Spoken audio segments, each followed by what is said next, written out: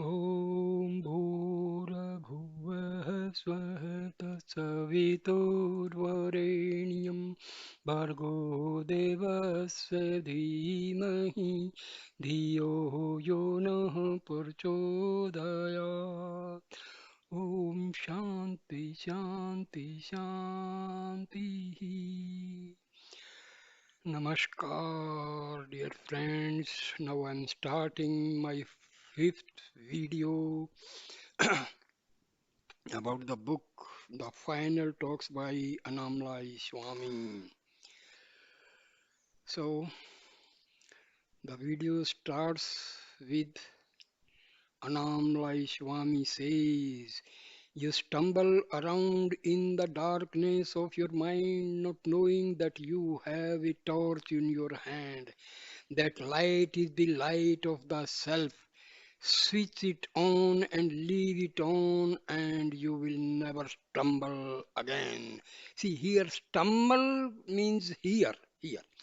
We are going away from the path of spirituality and fall into the grip of worldly affairs. That is the meaning. You are all here because there is a desire in you to realize the self. This desire does not arise randomly or accidentally in some people and not in others. It is there because of the punyas you have accumulated from previous births. Punyas that may have come from meditation, charitable works, and so on. See, according to our Hindu beliefs, all worldly deeds, our education, knowledge of physics, chemistry, biology, geology, and all. This is secular knowledge, and this knowledge is pertains to our body. When we die, this knowledge is it becomes non-existent.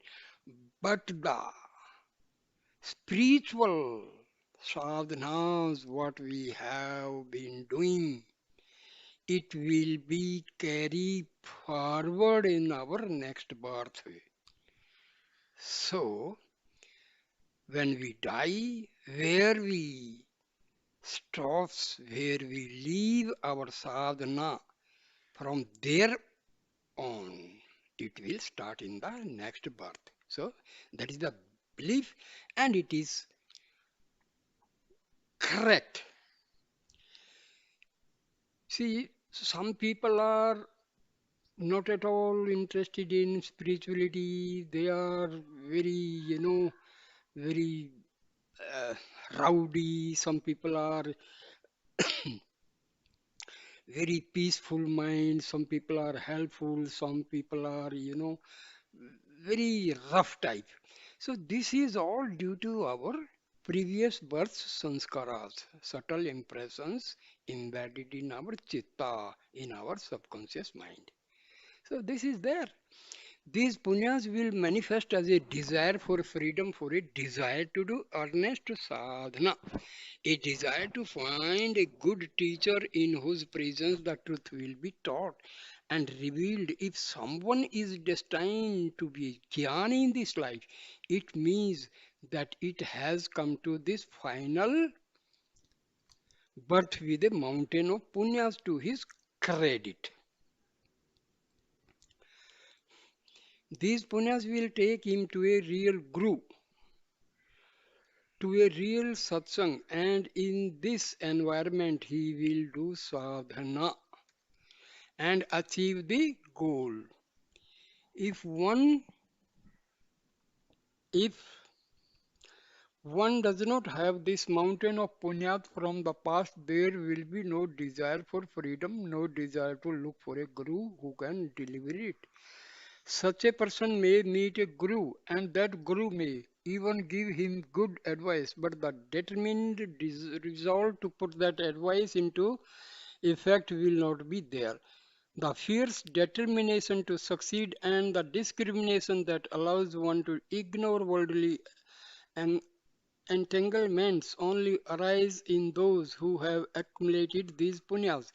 Other people may hear the words of truth, but although they accept that they are true, the inclination to act on them will not be there. Wet wood does not catch the fire easily, but if you dry it for a long time in the sun, it will be much more combustible. Other materials such as camphor, petrol, kerosene, and gunpowder will ignite as soon as they are touched by a flame. Devotees can be classified in the same way. Some ignite as soon as they meet a guru or hear the truth for the first time. Others need a period of drying out before they are ready to catch fire. Those who are damp or wet can dry themselves out by sadhana, by having a strong determination to be aware of the self at all times. Self is readily available all the time, but we cannot be aware of it or even put our attention on the thought of it because our vasanas are continuously leading our interest and attention in other directions. That's why it is so important to have the awareness. I am not the mind, I am the self. You have forcibly to drag your wandering attention back to the self. Each time it shows an interest in going anywhere else, don't be interested in the words that the mind is serving up for you. It is putting them there to tempt you into a stream of thoughts that will take you away from the self. You have to ignore them all and focus on the light that is shining within. When I was serving Bhagwan in the 1930s and 40s, I obeyed chattering mind trying to lead me astray. I ignored the words and advice of everyone else in the ashram and kept all my attention on Bhagwan and his instructions to me. Even Chinna Swami had to concede finally that I was following the correct course. One day he came up to me and said, "You are not listening to my words or carrying out my instructions. You are only paying attention to Bhagwan's order." This determination could only be a result of all the punas you have accumulated in many previous lives. If there is no external light such as Bhagwan to guide you, you have to look within to find the self. You will know you will not benefit from looking anywhere else, from doing anything else, or from listening to any other device. Walking round and round a temple, doing rituals to a deity, other activities like these will not bring you any nearer to the self. The pujas, the tapas, the rituals, these are just for beginners. Meditation is the syllabus in a higher class. We need not waste our time by indulging in the activities of the infant class again and again. Here in this class, I ask you to put all your attention, all your interest on realizing the final teaching. I am not the body or the mind, I am self. All is the self. This is Bhagwan's final teaching. Nothing more needs to be added to it. Keep good company while you pursue this knowledge, and all will be well. Question. I know that listening to the Guru and believing his words is important. When he says, "You are the self, the world is not real," and so on, I can accept that what he says is true, but my belief in the truth of those words does not seem to make it my experience. Annamalai Swami. You must believe the Guru and you must also believe your own experience because the Guru is not telling you to add another belief to your mind.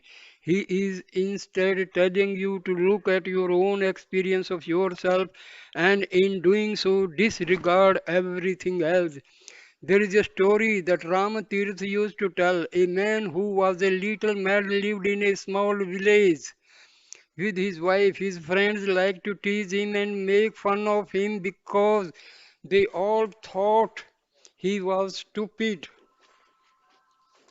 One day, one of them said, "We have some bad news for you. Your wife has become a widow." He believed them and started crying out in grief, "My wife has become a widow. My wife has become a widow." Some of the people he passed on the street laughed at him and said, "Why are you mourning? You are very much alive. How can your wife be a widow if you yourself are alive to complain about it?" "My closest friends have told me this," he replied, "and I trust them. They are very reliable people. If they are saying that my wife has become a widow, it must be true." We would think that a man who behaved like this was utterly stupid because he chose to believe the words of others instead of his own experience. But are we any better? We believe on the basis of indirect information provided by the senses that we are the body.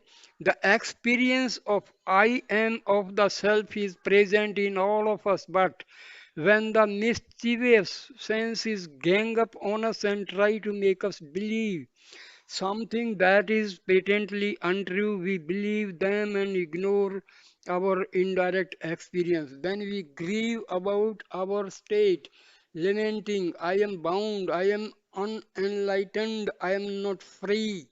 And even when the Guru comes along and says, "You are the self, you are free," why do you insist on believing this misinformation that the mischievous senses are giving you? Still, you do not believe the truth. You tell him, "The senses have always given me reliable information in the past. I have learned to trust them. What they tell me must be true." And so you go on giving and complaining even when your direct experience and the words of the Guru agree with each other and reveal the truth. Question put to Annamalai Swami: "You are saying that I should listen to the Guru because what he says is the truth of who I am?" Annamalai Swami replies, "You should trust the Guru because his interest is in showing you the truth. He may occasionally say things that are not true, but he will say them only because he knows his words will push you in the right direction." I once heard a story that illustrates this. A rich man used to meditate once in a while. He had a guru, an enlightened man, who used to tell him, "You are not the mind or the body, you are the self. Always abide as the self." The man would listen attentively, but neither his meditation nor his guru's words had much of an effect on him. One day he approached his teacher and said, "You have been telling me for years that I am not the mind and the body and that I am the self. I believe it and I meditate on this, but I don't see any changes in myself. This must be a very difficult technique because I don't seem to be making any progress with it." The Guru said, "Let me look at your palm. I may be able to see something that is more suitable to you." After examining the disciple palm, the Guru's face dropped. "This is very bad. You should have put in more effort earlier in your life. I can see that you only have about 1 week to live. There is not much that can help you now." The disciple was shocked. He went home thinking, "All my wealth and businesses are useless to me now. I put too much time into them and not enough into my spiritual practice. There is nothing I can do now, but I can at least spend my last few days meditating." He went home and told his wife, "My life is coming to an end. My Guru has warned me that this is my final week. I am going to spend my last few days meditating alone. Please tell my friends and relatives that I don't want to be disturbed. After a few days, his guru came to see how he was getting on. How is the meditation going? He asked. Your wife tells me that you have done nothing else for days. Gurudev, there is no one left to meditate. I have found the peace you have been talking about all these years. The Guru knew that this man would never focus full time on realizing the self because he was too caught up with his family and his business affairs. By making him think that his death was imminent, he made him concentrate on what was real and important. And it worked. This is not just a story, it is a tactic that will work for anyone. If you can withdraw energy from your worldly attachments and instead focus full time on the self, you will soon get results. If you are having trouble with your enthusiasm for sadhana, just tell yourself, I may be dead in 7 days. Let go of all the things that you pretend are important in your daily life and instead focus on the self for 24 hours a day. Do it and see that what happens. Question. It is not possible for some of us to make this kind of commitment. We have work to do, responsibilities in the world. Annamalai Swami replies. Sadhaks should only work enough to maintain the body. Try to avoid unnecessary activities. Less work is good. Devote yourself to your sadhana all the time. You dissipate your desire for the self by undertaking all kinds of useless activities that waste your time and lead to attachments. You think that your life is endless and that you can put off meditation till a later date. With this kind of attitude, you will die filled with regrets, not filled with peace. If you have to engage in activity to support yourself or your family, then do it, but always be aware of the self while you work. While you are doing that work, keep your thoughts 100% on the self. You are what you think you are. You become what you think. If you think of the self all the time, that is what you will become. If you live and die with the thoughts of work and family, you will be reborn in a place with more work and more family business to worry about. Question. What do you think of the common belief that a person's final thoughts determine his next birth? Annamalai Swami, a rich man who was very involved in his worldly affairs, was dying in his bed. He called to his wife, where is my oldest son? She replied, he is standing beside you at the head of the bed. The wife, the wife was a meditative woman and she also knew that her husband was about to die. Don't worry about worldly affairs at this time, she advised.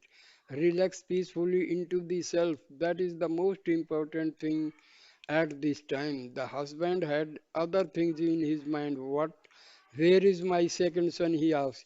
He is also beside the bed. Just try to keep quiet. Then where is my youngest son? Demanded the man. I also need to know where is he. He is here in the room with you. We are all here with you. So who is looking after our shop if everyone is here? Asked the dying man, and a few seconds later he passed away.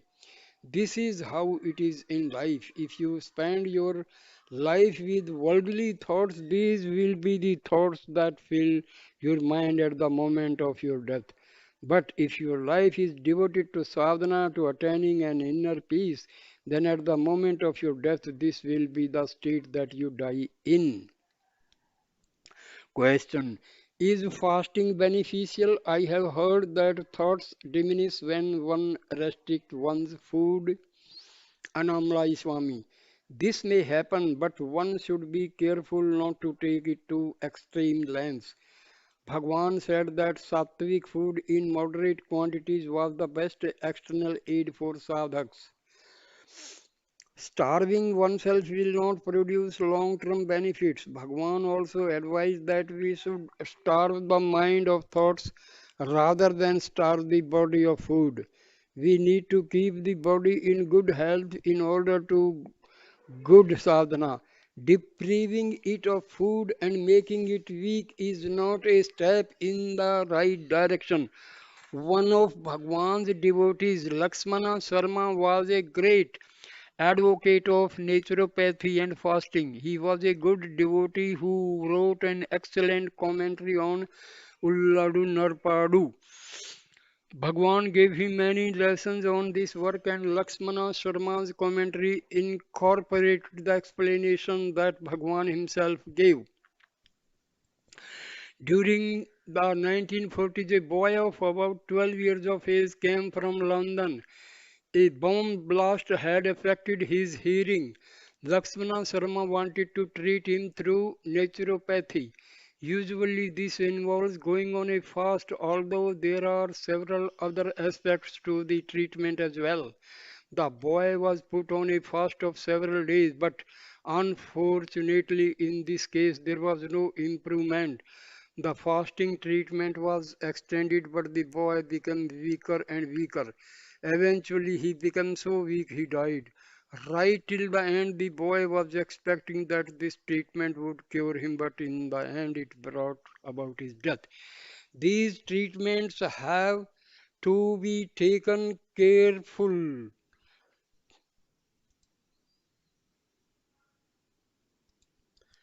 These treatments have to be taken carefully. There are many people who will not be benefited by them. So we should make sure that we eat regularly. Annamalai Swami replies, we should not force ourselves to eat if we are not hungry. Eat food when you feel hungry. Food always tastes better if you have an appetite for it.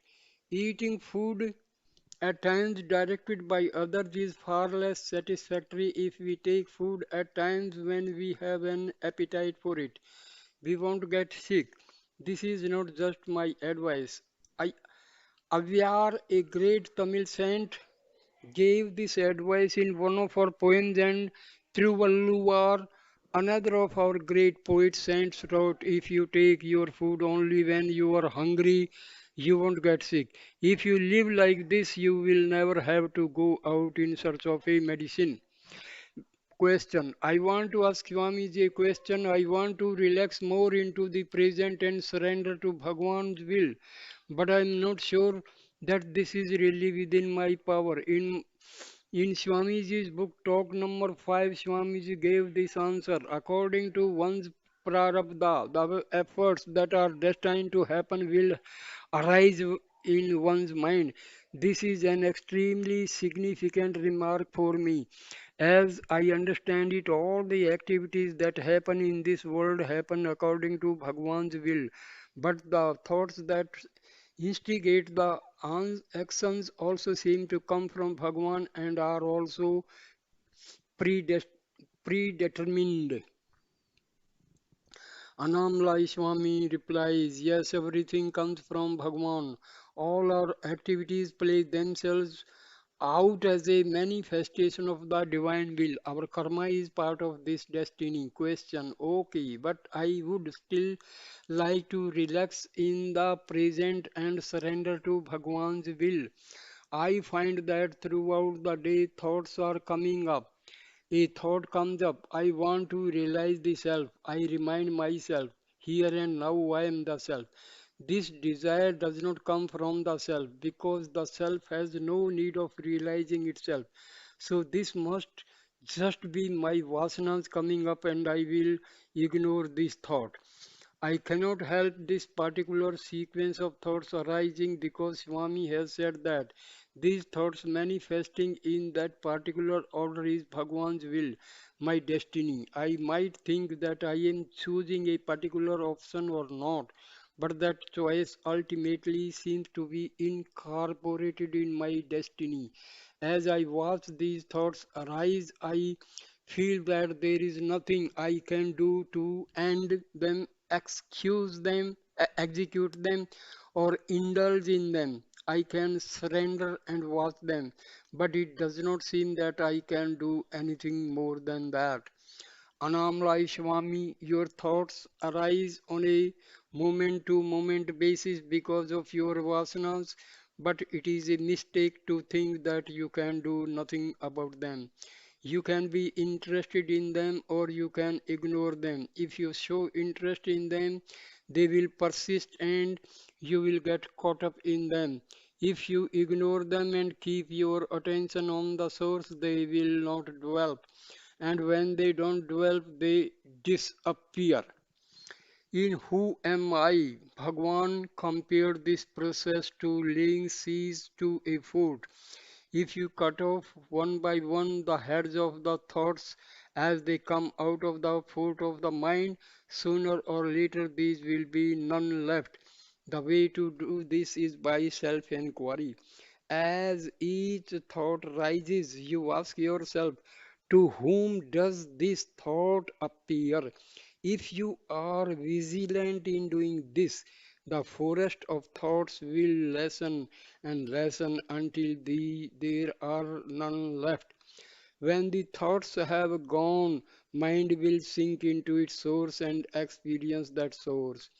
Question. I want to understand this process of ignoring thoughts.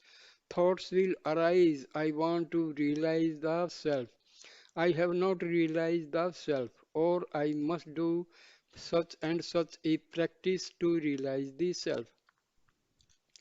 I realize that these are all desires, all vasanas, so I say to myself, I am the self. Here and now, I am the self. As Swamiji says, this seems to stop the flow of thoughts for a while. I try to hold on to the I thought as Swamiji recommends, but I don't seem to have any real control over it. I still feel that whether I succeed or not is Bhagwan's will, something that is not within my control. I feel helpless. I remember that whenever the mind moves, it is on a wild goose chase, that it is chasing phantoms that don't exist. So I remember Swamiji's advice and remind myself, I am the self here and now. It helps, but not for long. Thoughts still come up again. Annamalai Swami, suppose you are walking down a busy road. You encounter all kinds of people doing all kinds of things. Little conversations are going on in one place. Perhaps workmen are digging a hole somewhere. Inside a store, a customer may be arguing about the price of some goods, while in the middle of the road there may be a crowd of people congregating around an accident victim. None of this is your business, but there is always a possibility that you will get interested in some or all of these activities and forget the reason why you are out on the street yourself. Don't get excited by anything you see and hear. Just walk steadily towards your destination. Your vasanas are all the side shows in your head that can drag your attention away from your main business, which is being aware of the self. If you have no interest in them, you will walk straight to your goal. If something temporarily distract your attention, bring yourself back by asking yourself, who is interested in all this? Who is getting interested in this distraction? This will deflect the distracting desire and it will bring you back to an awareness of your true purpose. Remember, nothing that happens in the mind is you and none of it is your business. You don't have to worry about thoughts that rise up inside you. It is enough that you remember that the thoughts are not you. Question that goes for all kinds of thoughts, Annamalai Swami. Whatever kind of thought arises, have the same reaction. Not me, not my business. It can be a good thought or a bad thought. Treat them all the same way. To whom are these thoughts arising? To you. That means that you are not the thought. You are the self. Remain as the self and don't latch into anything that is not the self. Question. There is another thing that comes up for me. There is a desire for the earnest earnestness to remember the self all the time. The mind will latch on to this and think, I should meditate more, I should pay more attention to being in the present. Ideas such as these set off whole change of thoughts. Yet this still looks to me to be an effort by the ego to realize the self that is already here. In some ways, it seems to me to be another distraction. Annamalai Swami replies, if you remain as the self, no vasanas and no karma will touch or affect you. If you remain in the mind, thoughts of one sort or another will bother you all the time. Question. If I understand correctly, my karma is all the activities that my body has to undertake on this life. I can be a witness to it, but I cannot change it. If I pick up this glass that is in front of me, it happened because it was my karma to pick it up in this moment. I do not have a choice. Either I am destined to pick it up or I am not. Bhagwan said the same thing. When someone picked up a fan and asked if that act was destined from the moment he was born, Bhagwan said, yes, it was destined. Annamalai Swami, if the thoughts I should meditate or I should realize arise, ask yourself to whom are these thoughts arising? Why do you need to think about your body and your mind so much? If you are the light, there is no darkness. If you are the self, there is no thought, no body, and no mind to give you any trouble. Any number of thoughts may come, let them but remember all the time I am the self. You are not the vasanas, you are not the thoughts, you are the self. Keep that awareness and don't worry too much about what is going on in your mind and what it means. Don't allow any identification to settle on you. Don't think I am sitting in Bhagwan's shrine. Don't think I am doing, I am acting, I am sitting. You are the self, not the body. Even your vasanas are the self. All is yourself. There are no distinctions, no differences in the self. Nothing is separate from the self. You cannot find a single atom, a single thought that is apart from the self. All is the self. But is there anything I can do to discover this? Is not all effort pointless if you everything that happens to me is predetermined? Annamalai Swami, all these doubts that are troubling you arise simply because you are enmeshed in the I am the body thought and all the confusing consequences that it brings. It is more productive to keep the awareness I am the self than to be analyzing the usefulness of effort. Sadhana, effort, and practice and any idea you may have about them are concepts that can only arise when you believe that you are not the self and when you believe that you have to do something to reach the self. Even the sequence to whom has this thought come to me is based on ignorance of the truth. Why? Because it is verbalizing a state of ignorance. It is perpetuating an erroneous assumption that there is a person who is having troublesome thoughts. You are the self, not some make believe person who is having thoughts. If you remain in the self as the self, no harm can come to you. In that state, whatever comes to you will not be a problem. There is no duality when you remain as the self.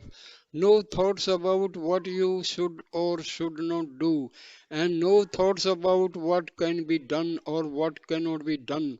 The main thing is not to go out of the self. When you have switched on the light, darkness cannot come, not even if you desire it. Question. Swamiji frequently says that we should meditate constantly to stay in the self. I find that I cannot meditate constantly. When I realize that I am not meditating, the mind tells me that I should do something to get back into the self. This is my real state, my actual condition. I cannot stay constantly in the self. Annamalai Swami says, when this thought I am not meditating or I am not in the self arises, just ignore it and go back to the self. When thoughts such as these arise, look at them and think, not me, not my business, and go back to the self. Don't waste energy on the thinking or evaluating how well or how badly you are doing in your meditation. Question. When attentiveness has been lost, when I realize that I am not in the present, that I am not meditating, the mind is inevitably distracted. The thought, the evaluation always comes, I am distracted. Annamalai Swami, whatever thoughts come, ignore them. You have to ignore anything that is connected to the body, mind, idea. Anything that is based on the notion that you are the mind or the body. If you can do this, the rising thought will not disturb or distract you. In a split second, it will run away. All thoughts are distractions, including the thought I am meditating. If you are the self, darkness will not overcome you. Whatever thoughts arise in that state won't affect you. Question. Is the ability to remember I am the self part of one's destiny? Annamalai Swami. If you are the self, no destiny will affect you. If you tear your shirt, does that mean that you are also torn? No. Something has happened to something that is not you. Similarly, the body and the mind will experience pleasure, happiness, misery, and so on, all according to the karma that has been brought into this life. But the self has no attachment, no detachment, no happiness, no unhappiness, and no karma. The body is not the self. The mind is not the self. The real I is the self, and nothing ever happened to or affects the self. Thoughts will come as long as the potential for them is inside you. Good thoughts, bad thoughts, they will all keep coming. There is nothing you can do about this flow, but at the same time, this flow of thoughts need not be a problem. Be the self, be the peace, that is your real nature, and it will not matter what comes up. Walk, eat, drink, sleep, meditate, but never think that you are the one who is doing these things. The thought that you are doing something is the thought that is poisoning your life. Because once you think that you are doing something, you will start to think that you need to be doing something else to put yourself in a better situation. You don't have to do anything to experience the nectar of the self. All you need to do is drop the idea that you are doing anything at all. You need to change your vision, your perspective. When you live in the mind and see the world outside you, that is separate and apart from you. You will make plans, you will worry, you will have doubts such as the ones you have been telling me about today. These doubts keep coming up in your because you are not dwelling in the source, the substratum. In that place there is oneness, a oneness in which all distinctions, all separation is absent. If you abide as the self, you will see the world as the self.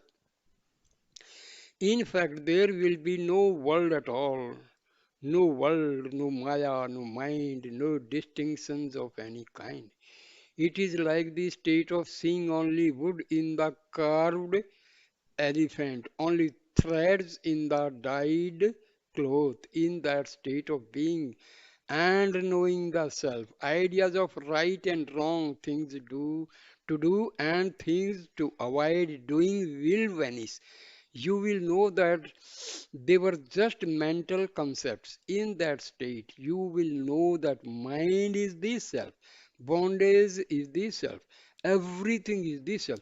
With that vision, nothing will bind you, nothing will cause you misery.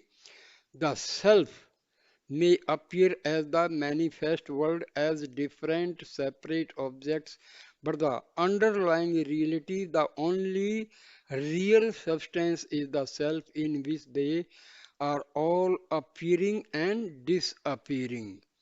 Things and people may appear in this substratum and you may use them or interact with them, but your peace will never be disturbed. When you abide as the self, there is no one left to choose and decide. Life goes on automatically. You will pick up the things that are needed and not pick up the things that are not needed. What you pick up and what you don't pick up will not be a consequence of what you like or dislike.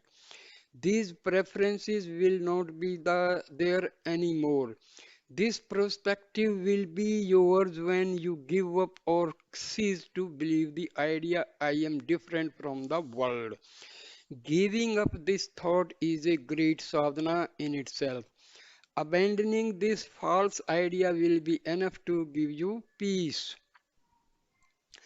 When the thought is here, the world seems to be full of good people and bad people, all busily engaged in doing what appear you to be good things and bad things. When the thought is absent, you know them all to be your own self. In that state, you won't like them, dislike them, or judge them, or be aware of them as being other than your own self. This absence of likes, dislikes, and judgments will leave you in your original natural state of peace. Teeth and tongues are both parts of you, and they both function in harmony without fighting or struggling.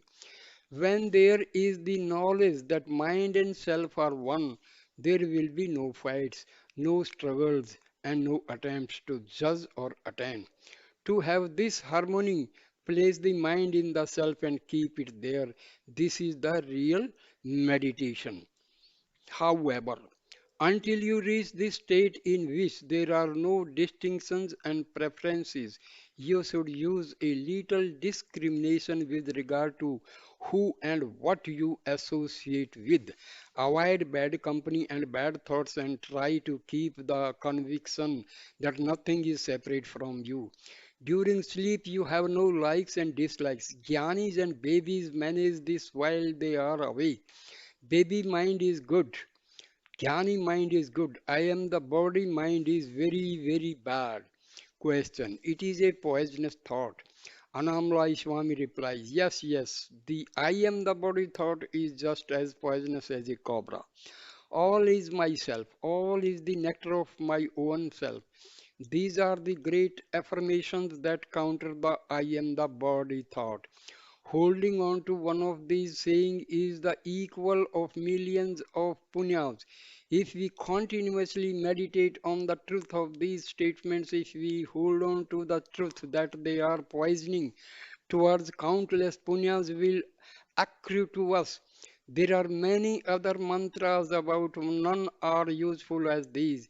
Ribhu Gita says, all is one, all is the self. This is the truth that you have to hold on to the real I. Nothing is foreign in the entire universe.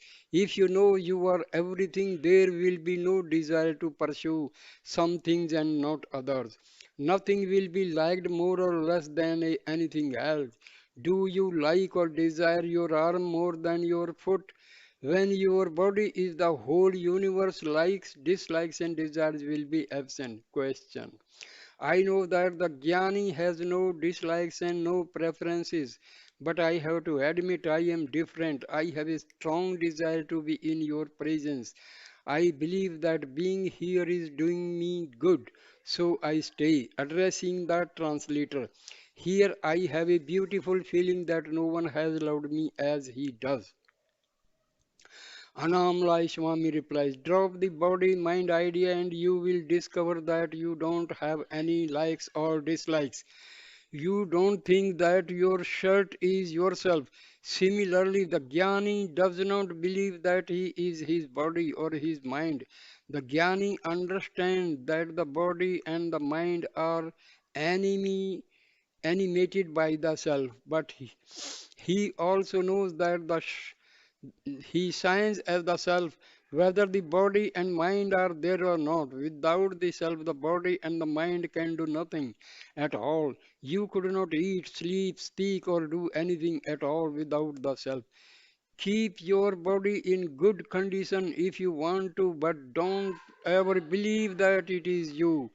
You can keep your car in good working order without ever believing that you are the car. Have the same attitude towards your body. You are not your car and you are not your body. Both will perish, but the self will continue because it is always there. When you identify with transient things that pass away or perish, you too will pass away and perish. But when you identify with the self, you will not pass any way or change in any way. The self has no birth, no death, no bondage, no misery, no youth, no old age, and no sickness. These are attributes of changing bodies and minds, not the self. Be the self, and none of these things will ever happen to you. Question. Ramana Maharshi told you to leave his ashram because you say he wanted you not to be attached to his form. You had already contacted the formless and you knew that Maharshi was not the form you saw in the ashram.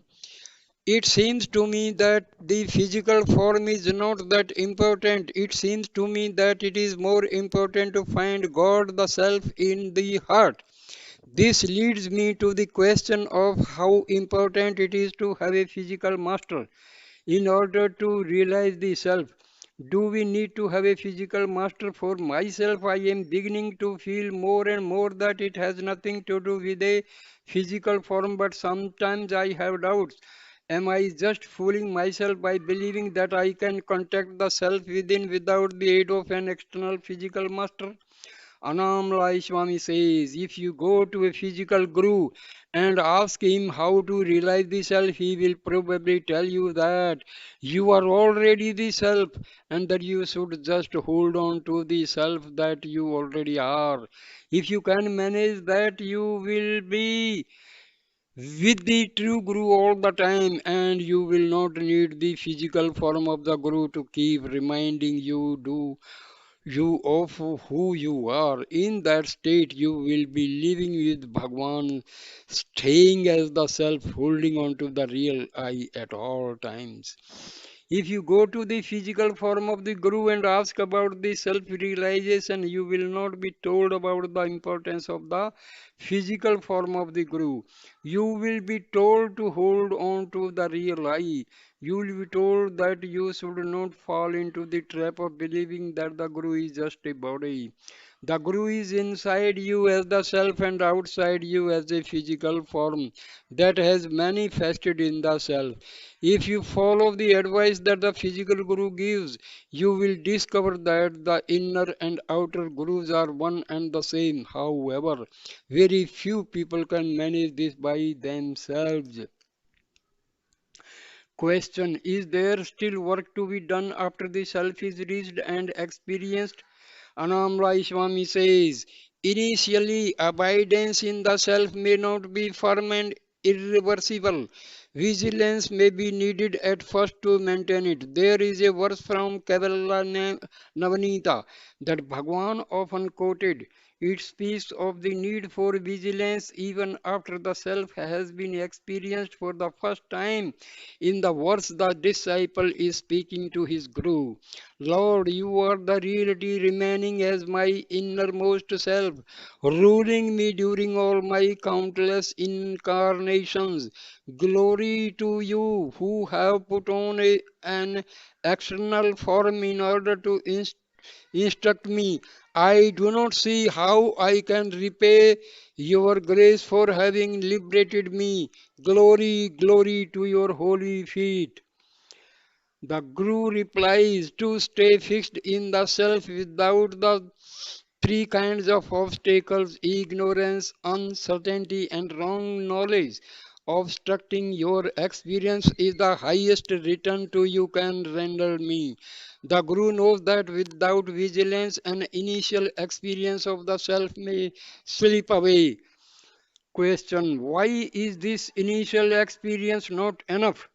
Annamalai Swami, if vasanas are still there, they will rise up again and the experience will be lost.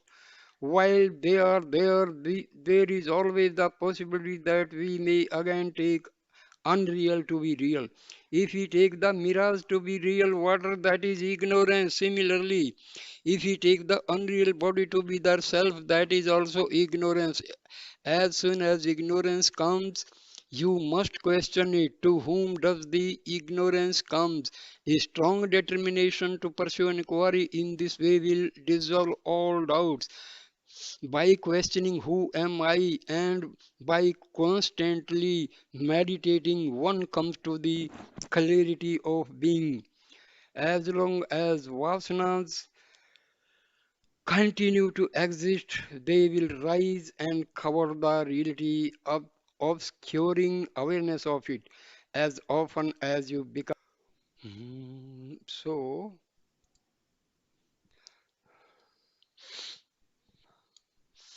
why is this initial experience not enough? Annamalai Swami, if vasanas are still there, they will rise up again and the experience will be lost. While they are there, there is always the possibility that we may again take the unreal to be real.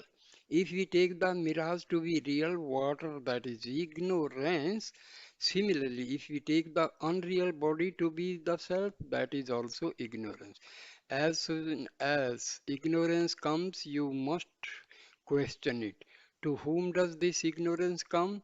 A strong determination to pursue inquiry in this way will dissolve all doubts. By questioning who am I and by constantly meditating, one comes to the clarity of the being. As long as vasanas continue to exist, they will rise and cover the reality, obscuring awareness of it. As often as you become aware of them, question to whom do they come? This continuous inquiry will establish you in your own self and you will have no further problem.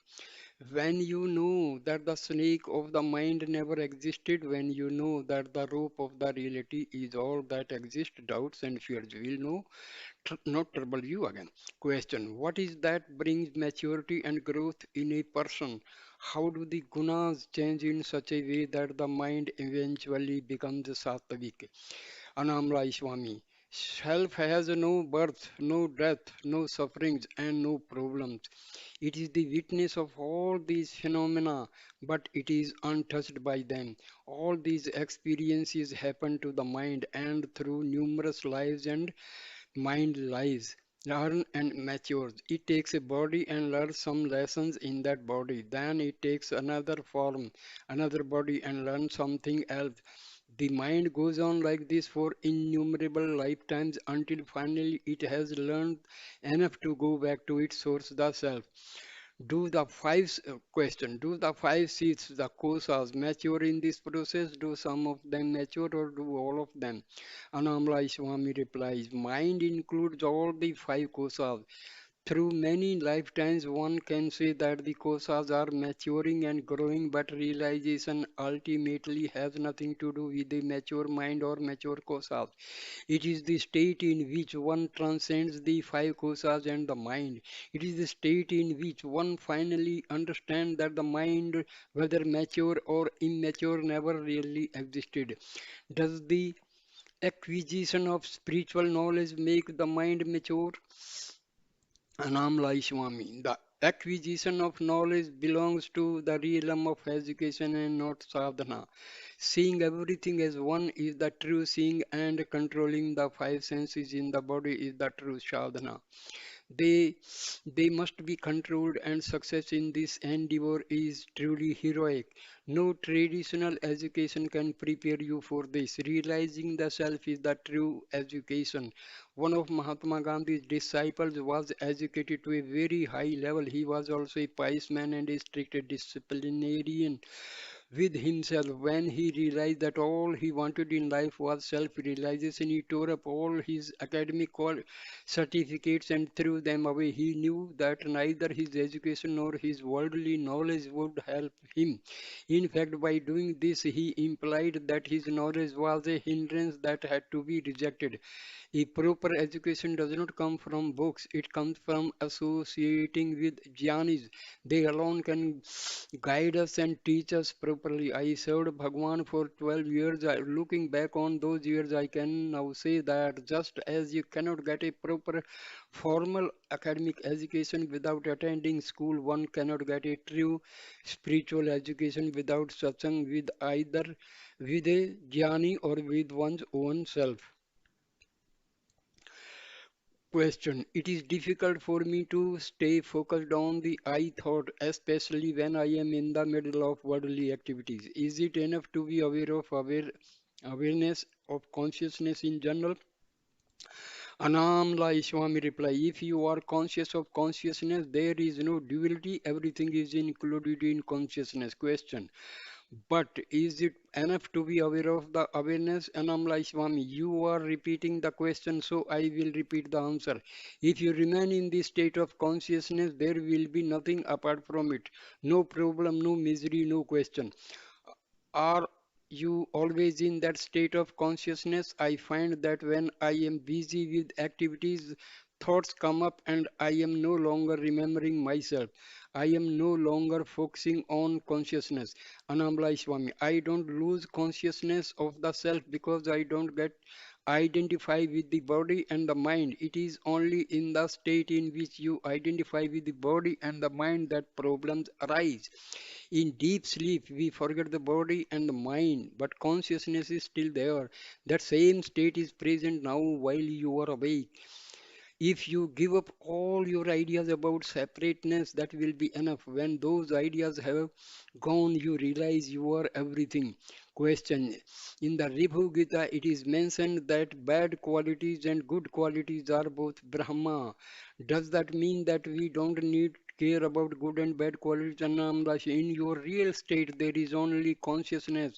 In deep sleep, no names and forms manifest in that consciousness, whereas in the dreaming and waking state they do. When you look at a piece of cloth, you notice its name and form attributes, the color, the design, the thickness, etc. But what you are really looking at is just threads. The underlying nature of consciousness, the equivalent of the threads in the cloth is peace. To abide knowingly as consciousness is to be deep, undisturbed peace, even though thoughts and activities may be determined. For it, when you see through the eyes of wisdom, there is one peace, no bondage or samsara touches even. Even to say that the self is peace is not quite correct. I call it peace, but really it is not something that can be described or defined by words. Good and bad qualities are ideas that manifest in the mind. In samsara, they are concepts that vanish when only this peace remains. When you are peace, when you are consciousness, all good qualities will manifest in you and through you, but you will not be aware of them as being good. You will not just be that. Question. The wheel of life manifestation, samsara, seems to continue whether one is established in that peace or not. Is there nothing in this manifestation that provides a key to peace? Annamalai Swami, if you understand the true nature of this wheel of life, this wheel that is giving everything so much alternating happiness and misery, this understanding will lead you to where there is no wheel, no change, no movement. This wheel is spinning in the substratum of the changeless self. If you take your position in the still peaceful center of the self, you will know simultaneously that the self is motionless peace. You will not know simultaneously that the self is motionless peace and that the spinning wheel is also the self. Question. Why is there a need to have this spinning wheel in the self? Why a need for manifestation at all? Anam Swami replies, this question is happening only in your mind. If you remain in the self as the self, the question will not arise. Whether you move your hand or keep it still, it is still a hand. Its nature is not changed in either case. Maya is the self, all is the self. You will give up all the distinctions. You will know this for yourself. That is all you need to do. Question. Why does the mind always go outwards instead of inwards? Anomalai Swami. Because we don't ask the question, why does the mind go outwards instead of inward? This question arises because the nature of happiness is not properly understood. People are always looking for it in the wrong places and by doing the wrong activities. You begin with the impression, which is really a misunderstanding, that happiness is something that can be found outside you, and furthermore, that you have to do something or go somewhere to reach it. This is your illusion, and it is your belief in this illusion that makes the mind search for happiness in the outside world. Even when you are told happiness is within you as your own self, look inward and find it. Still, you think that you have to do something or go somewhere to discover it. This is the power of Maya, all of illusion. This is like one fish in the sea asking another fish for direction to the ocean. When you are not aware that your glasses are resting on your nose, you may look for them all day thinking that they are lost. As a consequence, you believe that they are an object to be found. Eventually, you realize that you were wearing them all the time. While the search was on, that which was being sought was in reality that through which the seeing was taking place. You were looking for an object that finally turned out to be the subject that was doing the seeing. So it is with the mind and the self. Mind sets up the notion that the self needs to be found and then proceeds to hunt for it as if it were some object that could be located in some interior place. This is as foolish as a man with a goat wrapped around his shoulder, spending his time wandering around looking for his goat and asking everywhere he meets where it might be. Question. You say that I am the self and that I don't even need to look inwards to discover it. I think that grace is needed to experience the truth of this statement, since effort of any kind seems to be counterproductive. Annamalai Swami replies, grace is always present, always available, but for it to be effective, one must be in a state to receive it and make full use of it. If you want to take a full cup of water from a lake, you have fully to immerse the cup first. If you want to fill your mind with grace, submerge it fully in the self. In that place, the grace will manifest in you as peace and happiness. Question. Does the mind die gradually or suddenly? Anamla showing you. One answer is when the sun comes up, does darkness disappear suddenly or gradually? Bhagwan speaks. speaking on this topic, once remarked, someone mistakes a rope hanging in the darkness for a snake. He then asks how many years it will take for the snake to die.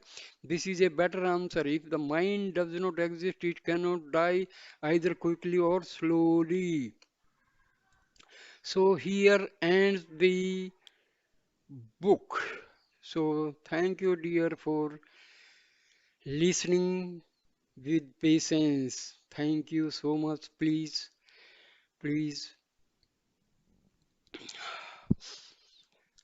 subscribe my channel, comment, share, and like the video. Thank you.